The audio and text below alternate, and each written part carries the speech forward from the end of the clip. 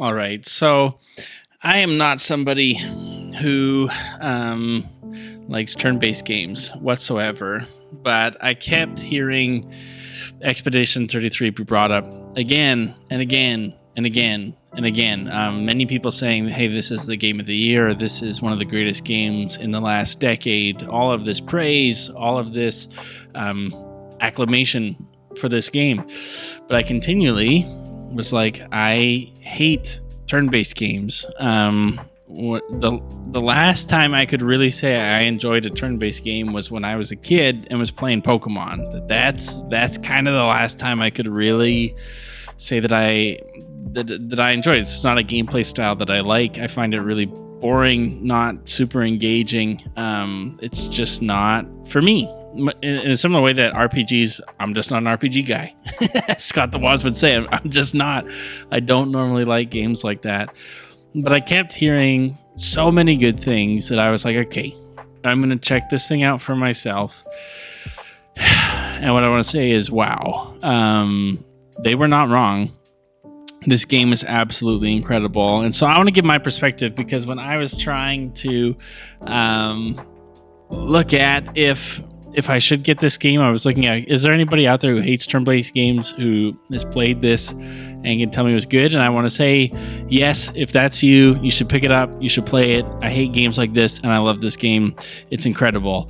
Now, with that aside, I want to dive into my spoiler thoughts, because, oh boy, does this game have an insane amount of spoilers. And I just want to gush over everything from the gameplay to the story to the production.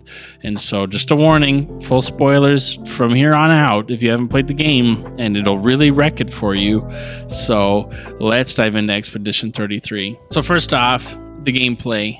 Again, not my style of game. Don't usually enjoy a game like this, but they found a way to take turn-based gameplay and make it so engaging. You're not just sitting through a fight and waiting for your opponent to do the next thing until you can do your turn and then do your next moves with your team.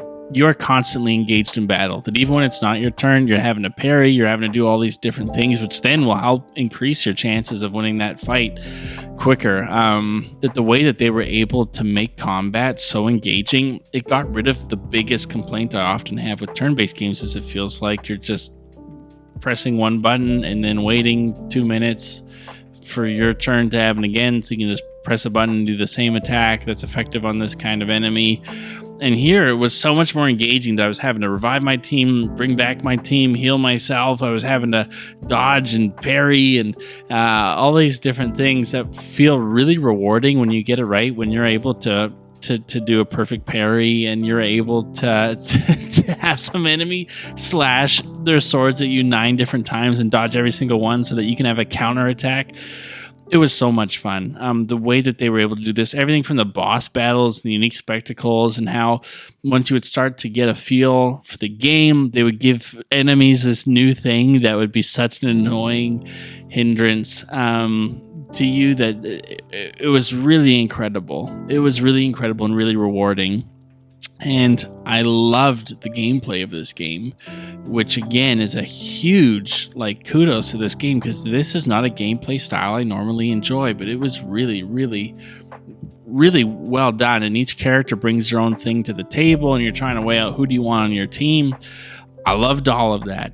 I loved that you could build bonds with your team at the campfires that would then increase their abilities during actual combat, and I just loved all of it. I loved being able to upgrade your weapons and find different weapons and loot and all this different stuff. It was just really, really well done, and I am thankful that this game wasn't trying to sell me on something else, that I got what I paid for, and that was incredible.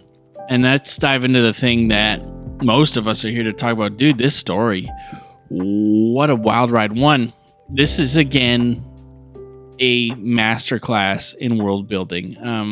the same feeling I had watching Lord of the Rings for the first time, or watching Dune for the first time, or going into something like even like The Last of Us, or going as a kid and reading the Spider-Man comic books, all these different things where you feel like you're being sucked into a different world, where you're experiencing something new, and that excitement of being like, how does this world work?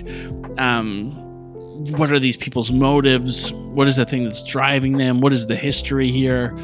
All of that stuff is so well done here. The world that they built was so interesting from the get-go, because immediately you see the horrific thing that these people are going through, which is that all of them are slowly dying, and every single year, the age that people are allowed to be gets cut by a year. And so this is the 33rd expedition. This is the expedition where people who, for the most part, are 33-year-olds, the people who are on their last year of life, choose to sacrifice themselves to go and kill this paintress who seems to be holding these people down. And you go on this journey, and it was so awesome how the second you go on your expedition and you go to the other side to go and figure out what's going on with the paintress, and everybody just gets freaking slaughtered. Absolutely slaughtered. And you're like, oh my goodness, these people are not at all prepared for what we're facing. We are so screwed. And then just the story from there of you trying to figure out what's going on, regather your team, who's still alive, all of that stuff.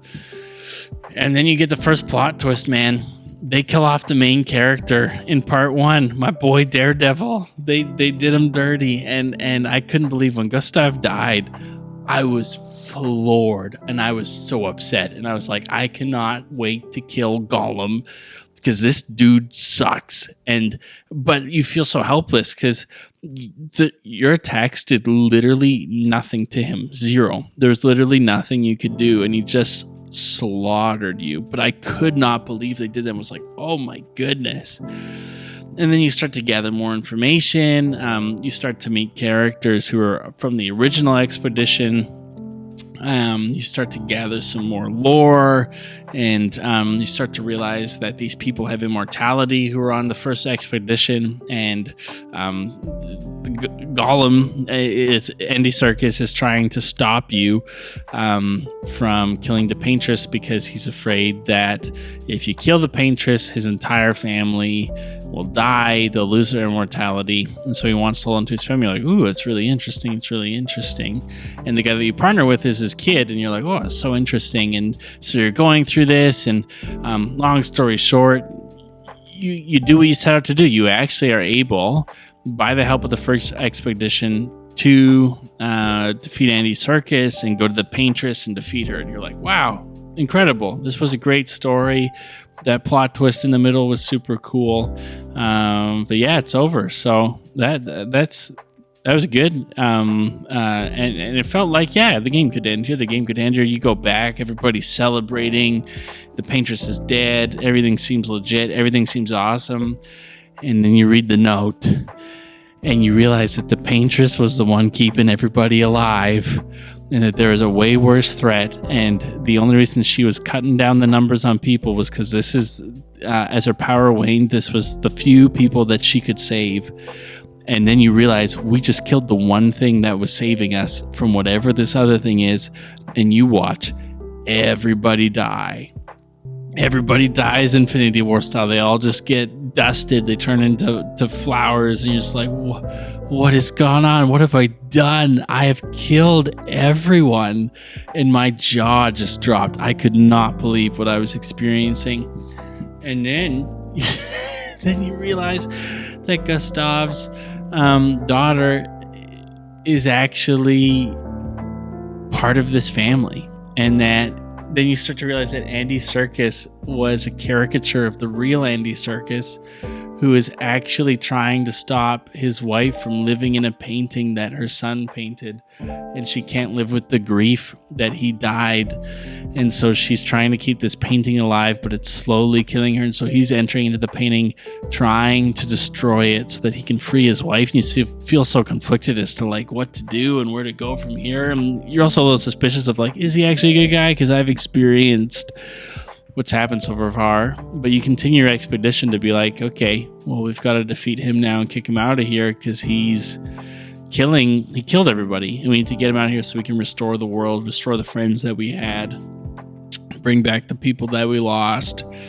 And so you go through that, you eventually are able to accomplish your goal and kick him out, and in the end he's like, okay, I'll go of my own free will actually,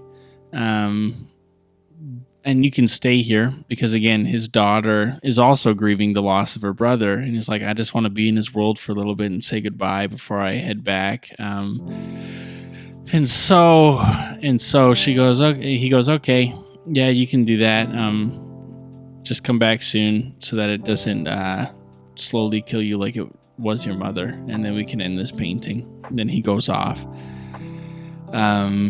And in the caricature of his son that the paintress made goes to the daughter, dude, I know you're not leaving. You just lied to him.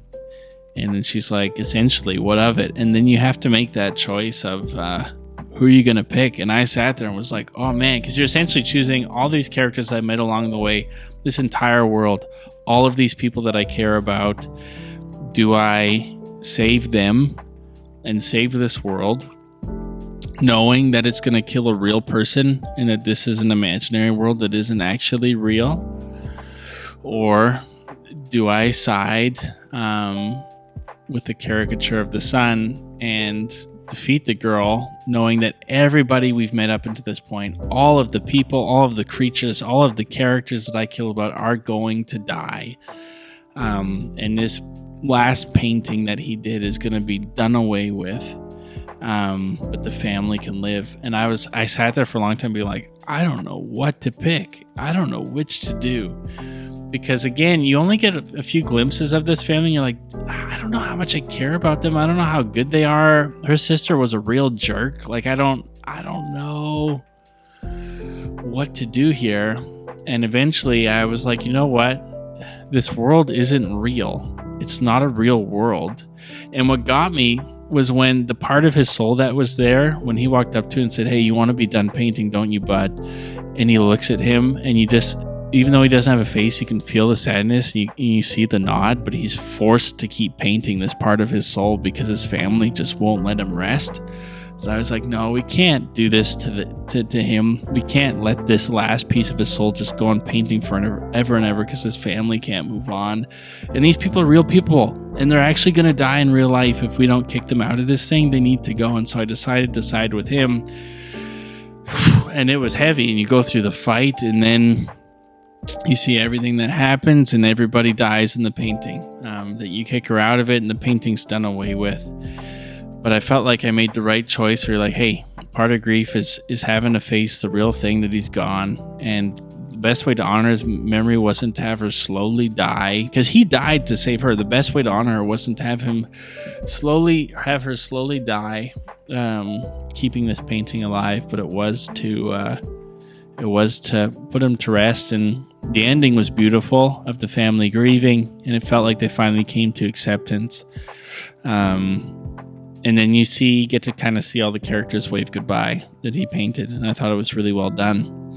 And I felt really good, because then I immediately looked up the other ending, and it was so dark and creepy. And I was like, man, if I picked that, I would have felt so bad, because what happens in the other ending is she defeats essentially the caricature of him and stays in the painting and brings everybody back and creates this utopia world. And the caricature of her brother is still alive, and he finally gets to play the piano like he always wanted. And so everyone in the town gathers together to go and see this concert that he's going to put on. And he comes on stage, and you just see the horror in his eyes that he is essentially a slave to whatever they're puppets to her. He's a puppet. And when you see Gustav come in, it is so weirdly disturbing to see him alive and acting normal and with his girlfriend that he never ended up marrying. It just feels so eerie and creepy, even though nothing creepy has happened yet. And then he goes to start playing the piano, and then you get the jump scare glimpse of what's actually happening to her and how this painting is completely destroying the face and killing her actual self. And you're just like, oh, this is not a good ending. And I saw comments in the comment sections being like, oh yeah, there is no good ending. Like, it's all there's parts that are good and parts that are bad. And I'm like, no, there is clearly a good ending. There's clearly a right ending, and an ending that the developers were trying to get you to realize, because the whole game is about grief, processing the stages of grief, and how you move on from people you've lost.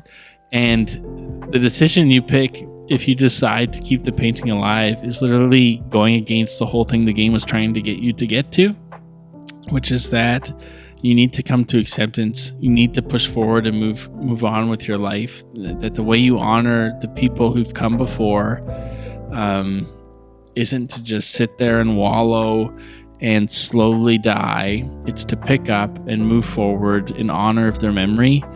And she didn't do that, and that is the wrong ending. The right ending is for her to find the acceptance. You find that joy, you get the good send-off, all those different things. But man, what a story.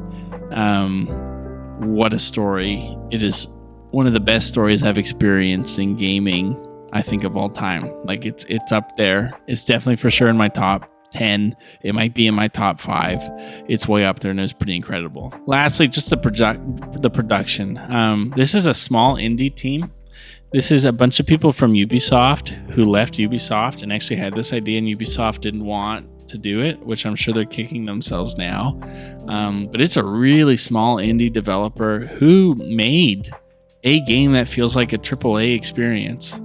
The production of this thing's incredible, from the mocap to the quality of the graphics, to the gameplay, to the musical score, which is so beautiful. The acting is absolutely incredible. The actors just knocked it out of the park. There isn't any point in this game where I felt like I was playing an indie game, or I was playing something that didn't have the budget of a AAA game. That they just knocked it out of the park, man. That this reminded me of what gaming used to feel like. We used to get these experiences that were like from a AA developer or someone smaller that was genuinely really incredible. And it feels like we haven't had that in quite a while. And to see somebody be able at this stage to put out a game that's at the quality as far as production goes that a lot of AAA games are able to, because of the millions and millions and millions of dollars behind them, it's outstanding. It's outstanding what they were able to accomplish. It's absolutely incredible. And so kudos to the team. I have no idea how they did it, but they did, and they did a phenomenal job. So to wrap up, this guy who doesn't like turn-based games at all absolutely loves Expedition 33. It's one of the greatest games I've for sure played. I think probably of all time. It probably cracks a top 10 for me. And right now, I really, really love Death Stranding too. It's hard for me to fight between the two. That it was such a unique experience and one that I really, really loved and found really rewarding. But if I'm honest, dude, I feel like Expedition 33 is game of the year. Should be game of the year, especially when you find out it was an indie developer. You're like, dude, give these guys their kudos, dude. This should be game of the year. It should be, without a shadow of a doubt. Because here's the thing, as much as I love Death Stranding, I think it was a ton of fun, it's not cracking the top 10 games of all time for me. This is, and this world is so cool, and I want to see them make a movie out of this, where they have a trilogy that's each act, and I think it would be incredible, and it would go over so well if they did that. I'm like, dude, give this indie dev their kudos. They deserve to have Game of the Year. For me personally, yeah, as hard as it is, this is Game of the Year for me. Without a shadow of a doubt, doesn't even come close. I don't think, if I'm honest, about the experiences that I had. And so overall, love this thing. If you've come this far, you either don't care about spoilers, and that's too bad because you missed out on a really cool experience by watching this, or you've already played it. And so I want to know your thoughts. Head down to the comment section down below. Let me know your thoughts. Have you played Expedition 33? What did you think of that story, man? What ending did you pick? How do you feel about the endings? How do you feel about all the different plot points and plot twists and all those different things? How did you feel about the gameplay? Do you think this should be Game of the Year? Because I 100% do. And do you think it'll actually get Game of the Year? Because that's a different question. Let me know in the comment section down below. Like, comment, subscribe, all that junk. And I will see you guys in the next one.